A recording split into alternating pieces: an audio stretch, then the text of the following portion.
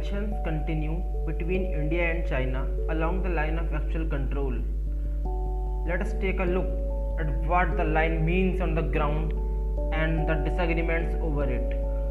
But before going further in our podcast, please subscribe the channel and click on the bell icon so that you get the latest notifications of our podcast.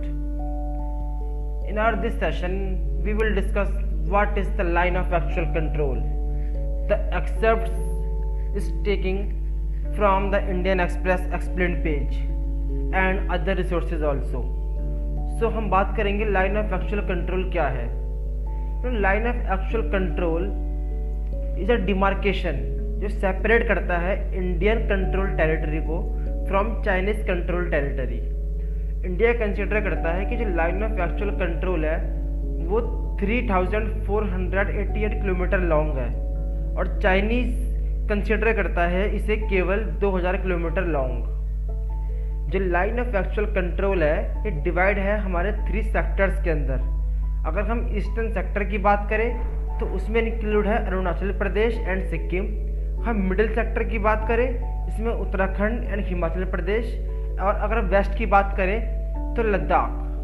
Now the question arises is what is the actual disagreement. Actual disagreement किस चीज़ के ऊपर है.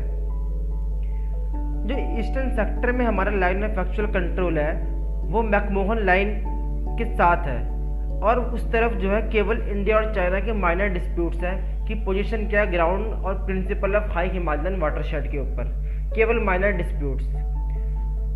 और this pertains to international boundary as well, but for certain areas such as Longju and Asaphila. जो line middle sector के अंदर है वो बहुत ही लीस्ट कंट्रोवर्शियल है, but for the precise alignment to be followed in the Barahoti plains. जो मेजर डिसएग्रीमेंट है इंडिया का वो वेस्टर्न सेक्टर पे है, where the line of actual control emerged from 2 letters written by Chinese Prime Minister Zhou Enlai to Prime Minister Jawaharlal Nehru in 1959. जो 1959 में letter लिखे थे चाइनीज ने इंडियन पीएम जवाहरलाल नेहरू को after he had first mentioned such a line in 1956. In this letter, Chinese Prime Minister Zhou said the line of actual control consisted of the so-called McMahon line in the east and the line up to which each side exercises actual control in the west. Shiv Shankar Menon has also explained in his book Choices Inside the Making of India's Foreign Policy that the line of actual control was described only in general terms on maps but not on the scale by the Chinese. तो क्या हुआ जब 1962 में India China का वार हुआ, China ने claim करा कि उन्होंने विड्रॉ कर लिया है 20 kilometre behind the LAC November 1959 में. और उस टाइम जो Chinese prime minister clarified that the line of actual control again after the war in another letter to Nehru to put it concretely in the eastern sector. It coincides in the main with the so called McMahon line and in the western and middle sector it coincides in the main with the traditional customary line which has consistently been pointed out by the China. During the Doklam crisis in 2017, the Chinese Foreign Ministry spokesperson urged India to abide by the 1959 line of actual control.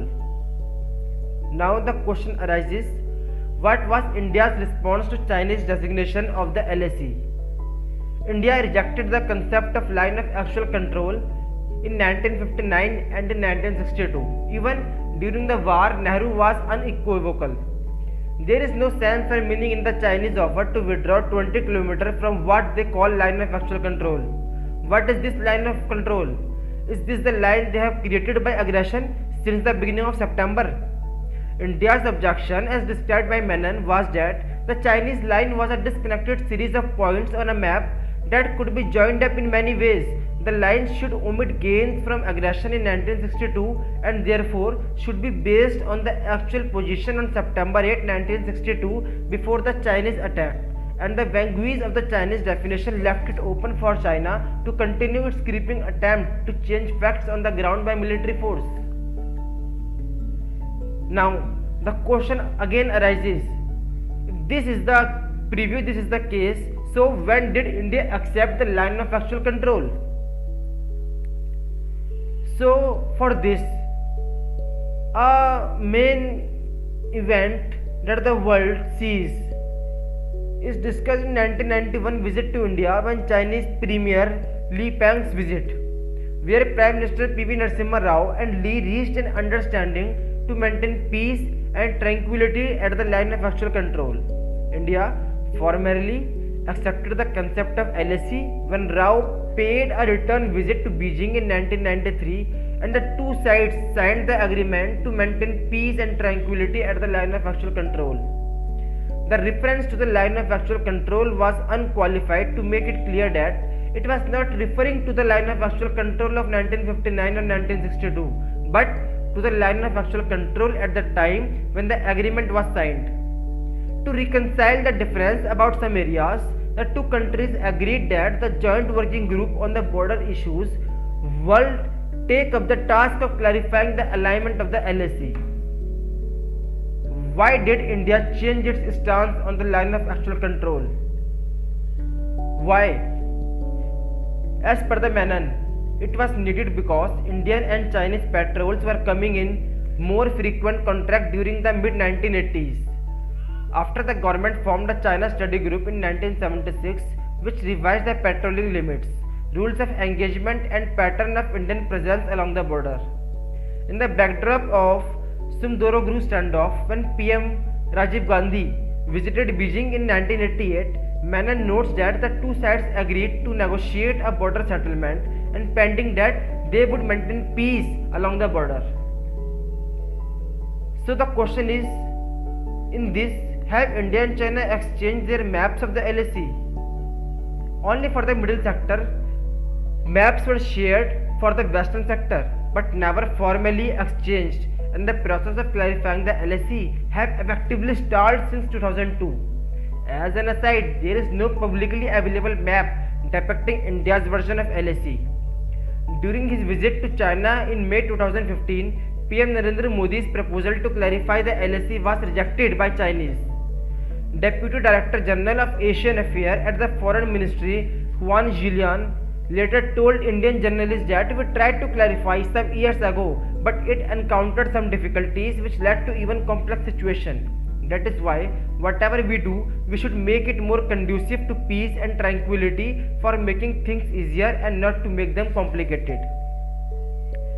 The question is the LAC also the claimed line for both countries? No, not for both. Not for India. India's claimed line is the line seen in the official boundary marked on the map as released by the Survey of India, including both Aksai Chin and Gilgit-Baltistan. In China's case, it corresponds mostly to its claimed line, but in the eastern sector, it claims entire Arunachal Pradesh as South Tibet.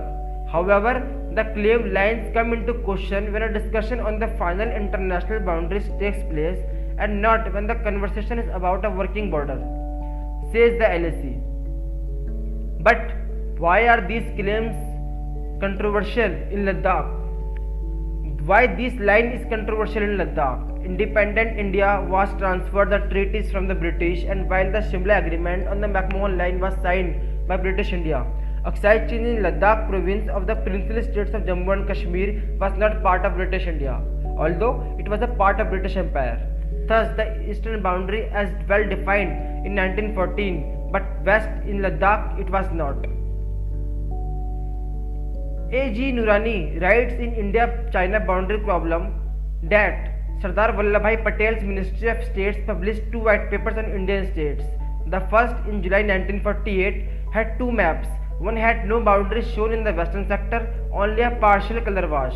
The second one extended the color wash in yellow to the entire state of J&K, but mentioned boundary undefined. The second white paper was published in Feb 1950 after India became a republic, where the map again had boundaries which were undefined. In July 1954,